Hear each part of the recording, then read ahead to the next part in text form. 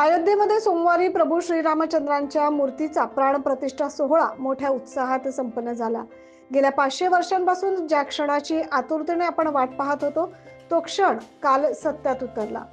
रामलल्ला अयोध्या नगरीत विराजमान झाले। या निमित्त नाशिकच्या सातपूर कॉलनीतील छत्रपती संभाजी महाराज उद्यान येथे फटाक्यांच्या आतिषबाजीत श्रीरामांच्या जयघोषात ऐतिहासिक दिन म्हणून सातपूर शिवजन्मोत्सव समितीच्या वतीने साजरा करण्यात आला। भारत माता की जय, जय जिजाऊ, जय श्रीराम, जय श्रीराम। 500 वर्षाचा दीर्घकाळ आणि अनेक पिढ्यांचा फार मोठा संघर्ष, तसेच या मंदिर उभारणीसाठी भरपूर जणांनी दिलेले बलिदान खरं तर भारत देशाचेच नाही तर सर्व जगाचे लक्ष मंदिर उभारणीसाठी लागलेलं होतं। आज खरंच सगळ्या भारतीयांचे स्वप्न आज पूर्ण झाले। रामलल्ला आज परत पुन्हा अयोध्यात त्यांचे पदार्पण झालं।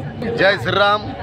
आज खऱ्या अर्थाने खरी हिंदुत्ववादी जो म्हणतो आपण का ते एक ज्वलंत हिंदुत्ववादी प्रत्येकाच्या मनामध्ये निर्माण झालं। कारण आजपर्यंत या मंदिरसाठी किती बलिदान झालेले हे फक्त जे आज अनुभवलेले बाबरी मस्जिदच्या वेळेस जे बलिदान दिलेले ज्यांनी ज्या कारसेवकांनी त्यांचा बलिदानाचं आज खरं चीज झालेलं आहे। या प्रसंगी सातपूर शिवजन्मोत्सव समितीचे अध्यक्ष अनिल गडा, कार्याध्यक्ष फरीदा सलीम शेख, उपाध्यक्ष पोपट जेजूरकर, जानवी तांबे, सरचिटणीस दीपक मौले आदींसह सातपूर शिवजन्मोत्सव समिती पदाधिकारी आणि सदस्य मोठ्या संख्येने उपस्थित होते।